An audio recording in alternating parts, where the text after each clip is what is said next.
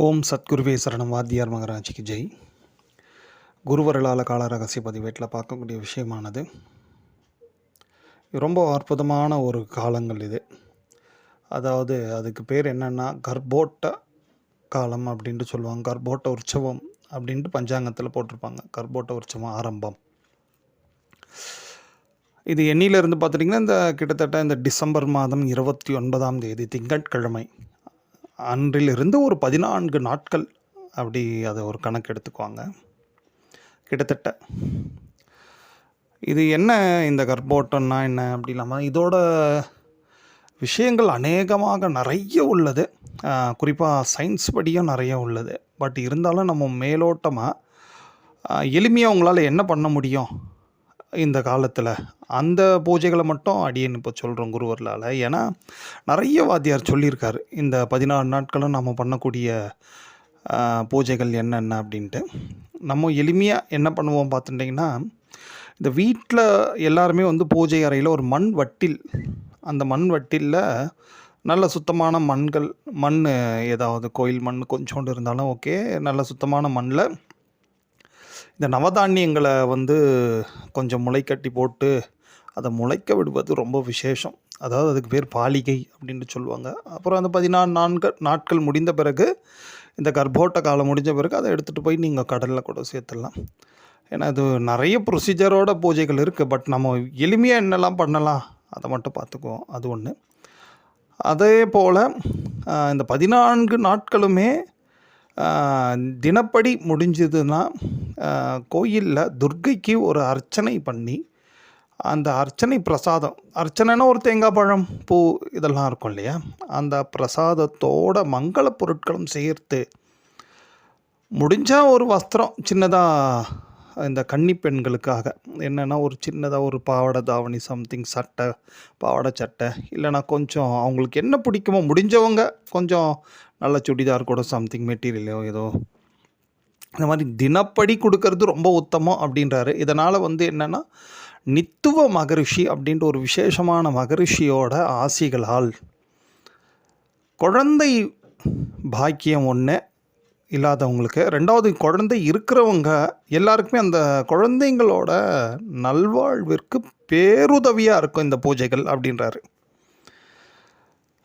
அதை கண்டிப்பாக, அதுவும் குறிப்பாக அந்த கன்னி பெண்கள் இந்த 14 நாட்களுமே கன்னி பெண்களுக்கு எந்த வகையில் என்ன விதமான நல்ல உதவிகள், அவங்களோட கல்விக்கு கூட பண்ணுங்கள், நிறைய மங்கள பொருட்கள் முடிஞ்சால் அவங்களுக்கு வாங்கி கொடுக்கறது, ஒரு வஸ்திரங்கள் வாங்கி கொடுப்பது, இந்த மாதிரி பண்ணுவதெல்லாம் ரொம்ப விசேஷம். கன்னி பெண்கள் மீன்ஸ் உங்களுக்கு தெரியும்னு நினைக்கிறேன், மோர் தென் ஒரு 18 இருக்கிறவங்களா 20 இருந்தாலும் சரி தான். அந்த மாதிரி பார்த்து நீங்கள் பண்ணுறது உத்தமமாக இருக்கும். இது எதுக்காக அப்படின்ட்டு பார்த்துட்டிங்கன்னா, இந்த குழந்தைகளோட நல்வாழ்விற்காக. குழந்தை இல்லாதவங்களுக்கு ஓரளவுக்கு அந்த குழந்தை பாக்கியத்துக்கான வாய்ப்புகள் கொஞ்சம் கூடி வரும் அப்படின்ற விஷயத்தையும் வாத்தியார் இங்கே குறிப்பிட்டு சொல்கிறாரு. இதில் என்ன விஷயம், ஏன் இதுக்கு ஒரு இம்பார்ட்டன்ட் பண்ணணும் அப்படி பார்த்தாச்சுன்னா, குருவர்களால் அடியேன்கிட்ட நிறைய இந்த ஜாதகம் கன்சல்ட்டிங் பண்ணுறவங்க பெரும்பாலும் என்ன கேட்குறாங்கன்னா, அவங்க குழந்தைங்கள பற்றி தான் கேட்குறாங்க. குழந்தையோட கல்வி, குழந்தைகளோட திருமணம், வேலை வாய்ப்பு.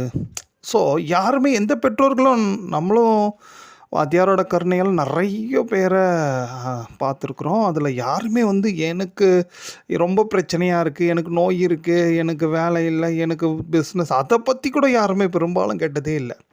இந்த குழந்தைங்க, என்னோடய பையன் நல்லா படிக்கணும், என் பொண்ணு நல்லா படிக்கணும், என் பையனுக்கு கல்யாணமே ஆகலை, என் பொண்ணுக்கு கல்யாணமாகி ரொம்ப நாள் குழந்தையே இல்லை. ஸோ இந்த மாதிரி தான் நிறைய அந்த பேரண்ட்ஸ் அவங்களோட கொஸ்டின்ஸோடு அடியேன் அப்ரோச் பண்ணுறாங்க வச்சுங்களேன். ஸோ அப்போது இந்த பெற்றோர்களாக இருக்கக்கூடிய எல்லாருக்குமே முதன்மையான ஒரு வருத்தம் பொதுவாக என்ன இருக்குன்னா, அந்த குழந்தைங்கள் நல்லபடியாக செட்டில்ட் ஆகணும். அது சின்ன வயசுலேருந்தே ஆரம்பிச்சிருவாங்க. ஒரு 5-6 வயசுலேருந்தே அவனோட எஜுகேஷன்லேருந்து ஆரம்பித்து அவனுக்கு கல்யாணம் பண்ணி குழந்தை குட்டி பெற்றெடுக்கிற வரைக்கும் அவங்களோட அந்த ஒரு கவலையானது நிச்சயமாக இருந்துகிட்டே தான் இருக்குது. அது ட்ராவல் ஆகிட்டே இருக்குது. பட் ஆனால் அந்த குழந்தைங்க பசங்கள்லாம் புரிஞ்சிக்கிறானுங்களா என்னன்னு தெரியல. பசங்களாகட்டும் பெண் பிள்ளைகளாகட்டும். பட் ஆனால் அந்த பெற்றவங்களுக்கு இப்படி ஒரு வருத்தமானது பொதுவாக அநேக விதமான பெற்றோர்களுக்கு இருக்குது. அவங்களுக்கு இந்த மாதிரியான இருக்கக்கூடிய இந்த கர்ப்போட்டம் போன்ற இந்த உற்சவ காலங்கள்லாம் மிகவும் பேருதவியாக இருக்கும். அந்த குழந்தைங்கள பற்றின கவலையை அவங்க விடலாம், நிச்சயமாக விடலாம். அதுங்கெல்லாம் நல்லா இருக்கணுன்றதுக்காக தான் இப்படி ஒரு காலங்களே இறைவனோட அருளால் கிடைக்குது நமக்கு. இந்த காலங்களை பற்றிலாம் பெரும்பாலும் தெரியாது. புதுசாக யாருக்குமே அவ்வளோ புதுசாக இருக்கிறவங்களுக்கு தெரியாது. பட் பழைய அடியார்களுக்கெல்லாம் தெரியும் கர்ப்போட்டம்னா என்ன.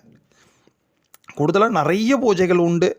அதில் நீங்கள் முடிஞ்ச அளவுக்கு துர்க்கையை வழிபாடு பண்ணி அண்டு இந்த கன்னிப்பெண்களுக்கு உரிய உதவிகள் பண்ணுறது, முடிஞ்சால் கூடுதலாக வள்ளி தேவ யானையோடு இருக்கக்கூடிய முருகப்பெருமானுக்கு தினப்படி இந்த தாமரை மலர்களை சாத்த சொல்கிறாரு. அதுக்கு ஏதாவது வாய்ப்பு இருக்குதாவும் பாருங்க. இதெல்லாம் பண்ணுவதால் நிச்சயமாக இந்த குழந்தைங்களை பற்றின கவலை. இதில் ஒரு பெரிய விஷயம், இந்த கல்யாணம் ஆகி குழந்தை இல்லை, கல்யாணமே ஆகலை, இவங்கெல்லாம் பார்த்துட்டிங்கன்னா அப்படி கேட்கக்கூடிய பெற்றோர்கள்லாம் அவங்களுக்கெல்லாம் ஆரம்பத்திலே இந்த மாதிரி ஒரு கர்ப்போட்டம் பற்றின விசேஷங்கள்லாம் தெரிஞ்சிருந்ததுன்னா எதிர்காலத்தில் இந்த மாதிரி என்ன மாதிரி ஒரு அஸ்ட்ராலஜரை போய் அப்ரோச் பண்ண வேண்டிய அவசியமே இல்லை. ஏன்னா காலகாலத்தில் நடக்க வேண்டியது நல்லபடியாக நடந்துடும் இல்லையா. ஸோ அதுக்காக தான் இப்போ ஏற்பட்ட ஒரு காலங்களெல்லாம் உங்களுக்கு குருவர்களால் வாத்தியார் அருளி அந்த விஷயங்களெல்லாம் உங்களுக்கு ஞாபகப்படுத்துகிறோம். இந்த காலங்களை வழக்கம் போல் ஏதோ ஒரு டெய்லி வந்தது போனது அப்படின்ட்டு விட்டுறாமல் 14 நாட்கள் நிச்சயமாக டிசம்பர் 29 நீங்கள் ஆரம்பிச்சுட்டு பண்ணுங்கள். அதுலேயும் குறிப்பாக இந்த 30 செவ்வாய்க்கிழமை பார்த்துட்டிங்கன்னா பரணி திருநக்ஷத்திரத்தோடு இருக்குது. அது இன்னும் அதிகமாக விசேஷம். ஏன்னா பரணியோட அதிதேவதாவே துர்கா தான். துர்கை பூஜைக்கு ஒரு உகந்த நாளே பரணி. அது செவ்வாய்க்கிழமையோடு இணைந்து இந்த கர்ப்போட்டம் காலத்தில் வருவது மிகப்பெரிய பாக்கியம் நமக்கு. ஸோ அந்த மாதிரி இன்னும் நிறைய விஷயங்கள் அந்த 14 நாட்களும் உண்டு. பட் உங்களுக்கு அது நியர்பை ஞாபகம் இருக்கணுமேன்ட்டு அது ஒரு விஷயத்தையாவது உங்களுக்கு சொல்கிறோம். ஸோ இந்த மாதிரி பண்ணுவதால் நிச்சயமாக எதிர்காலத்தில் நம்ம குழந்தைங்களை பற்றின கவலை நமக்கு பெரும்பாலும் இருக்காது குருவர்களால். ஓம்.